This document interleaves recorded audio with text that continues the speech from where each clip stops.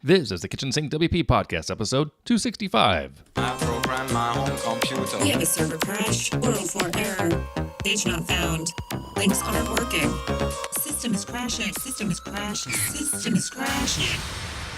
Your old HTML website, barely alive. We have the technology. We have WordPress. A new website, better than it was before.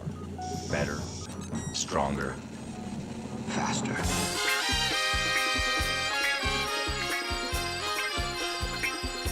We have the technology. The technology. Why, hello everybody, this is Adam Silver, the host of the KitchensinkWP Podcast. Thanks for being here. Let's get started. All right, upcoming events as always. We have one WordCamp next weekend, WordCamp Entebbe, March 30th and 31st. That is in Uganda, in case you didn't know where that was. And I didn't, actually, so I looked it up. Entebbe, E-N-T-E-B-B-E, that's how you spell it. So, there you go. I'm not going, not going to make it. Sorry, actually, I can't go. I just realized I was looking at something recently about going out of the country. My passport has expired, so I'm going to get a new photo taken this week and apply for my renewal. So yeah, not going to be surprising anybody out of the country in the next 4 to 6 weeks. So there you go. All right, moving on. Segment 1 in the news. Only one thing here, and this was actually back about 2 weeks ago. No, 10 days ago. Not quite 2 weeks. Back on March 15th, it was reported by W3Techs that WordPress is now at 33.4%. So it powers 1/3 of all the top 10 million websites, going from just 29.9% a year ago to now 33.4%. So that is one awesome stat. So if you're in the WordPress space, it is still growing like gangbusters from 29 to 33, 29.9 to 33.4. Pretty darn cool.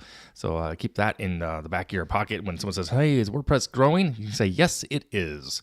All right, segment 2, the meat and potatoes of this week's show, upgrading PHP, why and how.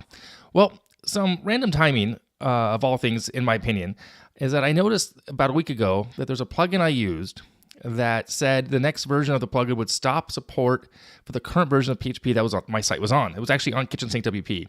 And at the same time, a report came out that WordPress has ended support for PHP 5.2 through 5.5.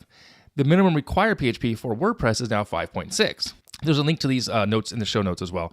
And I checked the issue. So it turns out that updating PHP to 7.x, 7.2, 7.3 is not that hard. And it just depends on how you want to do it. And by the way, the benefits are awesome. I have some stats here to share with you as well. So like I said, depending on the host, you have a few choices here.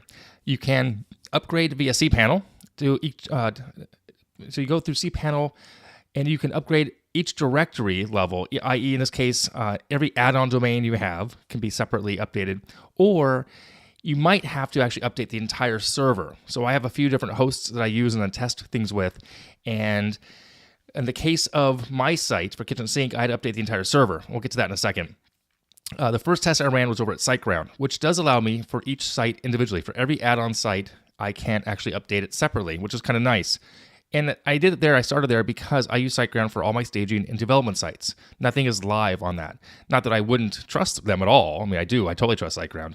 But I just set that site up as my staging server only. So the results were very interesting. And I got to say, really, I was shocked at the results. So first and foremost, I ran a test to see how fast the site was loading, what was going on.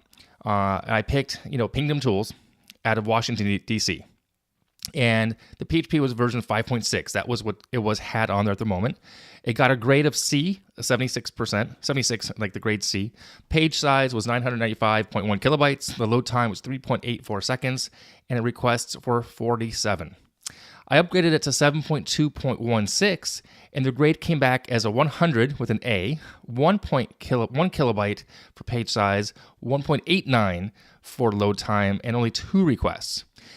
And I thought to myself, well, did it do that because it was just cached from a moment earlier? And I was just kind of like, is that possible? So I undid it, and I went back to PHP 5.6, ran the test again, and I got the exact same results as the first time. I'm like, okay, well, that's interesting. What if it's still because it's cached? And I was just, you kind of second guess yourself. So this time I went ahead and I went to 7.3.3, the latest stable release. For the same site, same Pingdom test, back to Washington, D.C., and this time I got a grade of 100 with an A. The page size was now 1 kilobyte Load time was 1.44 and only 2 requests again. So that was a 24% speed increase from 7.33 from 7.216. Was amazing. I didn't even do the math to see what it was faster from the 5.6 version. It's obviously a lot faster. So there you have it. I mean, just stats alone, and I did this a couple times, and I waited even, by the way, I did this for 2 days, letting 24 hours go by to make sure that the caching was out of the system. There was nothing left in there. Same exact stats. Pretty cool. So that said, I then went over to A2, and that's the server that I have my own live sites on. And some clients are hosted there as well, that I have an account there for that. And I made sure, first and foremost, that I had backups of all the sites, because it was the entire server for me, for this case, or nothing. I couldn't do individual directories or add-on domains. So I created a little spreadsheet. On that spreadsheet, I had domain, the date of the last backup, and I made a new backup, like within the last, if I hadn't had one in the last 48 hours, I did one right then and there. And I did the location of the backup, either in Blog Vault or my Dropbox. So I knew where the file was just in case I needed it.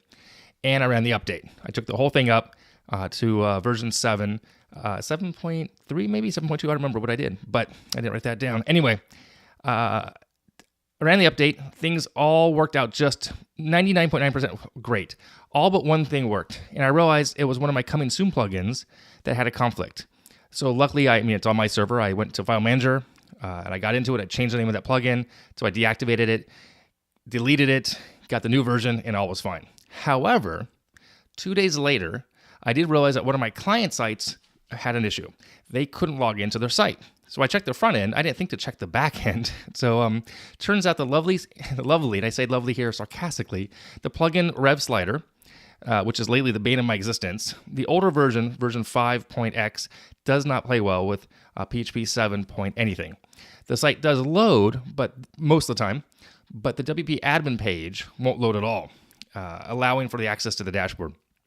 So to fix this in their case, I realized they weren't actually using Rev Slider because it came with the Avada theme. Don't even get me started on Avada, but they weren't using it. It was just active because it was part of Avada. And then I took over the site recently, about 4 months ago. So I went in, again, it's on my server, FTP'd in, renamed the Rev Slider to just with a Z in front of it. It deactivates it. I can log in and I can remove it, turn it off officially that way, just in case. And then they can log in just fine. So the lesson here is to back up and test and prepare for something possibly to break, albeit minor. And of course, testing on a staging server is always the best practice, right? But in this case, PHP 7.2.16 or 7. Even the other one prior to that, 7.3.3 is well worth the small potential little headache or hiccup that you might have. It is much snappier, much faster, and I gotta say, it's awesome that way. And of course, the alerts indicating that the plugins I was running not working again in the future no longer appear because it has the latest version of PHP. So if you haven't done it, I highly recommend it.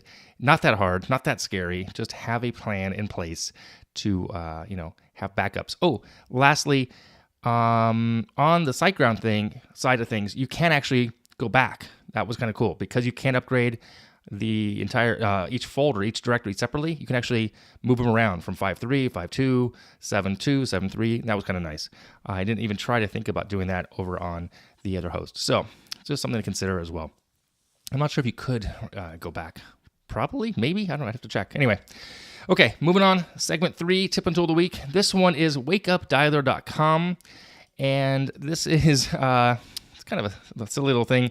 It lets you put in a phone number. I use my Google Voice number, which then forwards to my cell. That way this company wouldn't have it. But it lets you schedule a time that your phone will ring in case you need to excuse yourself from potentially long meetings and or some type of get-together.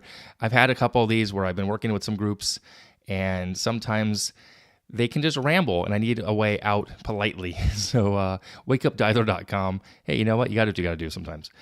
All right, that is it this week. I'm going to wrap it up. If any questions, go ahead, send it in via email, adam@kitchensinkwp.com, or use the SpeakPipe. I'd love to have your voicemails so I can play on the upcoming Q&A episode, possibly. If you want to support the show, you can do that. Become a Patreon, kitchensinkwp.com/Patreon. Sponsor the show. Got some sponsors coming up, by the way. It's kind of cool. Got people who are going to be sponsoring. There's a form on the website. Thanks for listening. See you next week. Now go out and do some awesome things with WordPress. See ya. Bye-bye.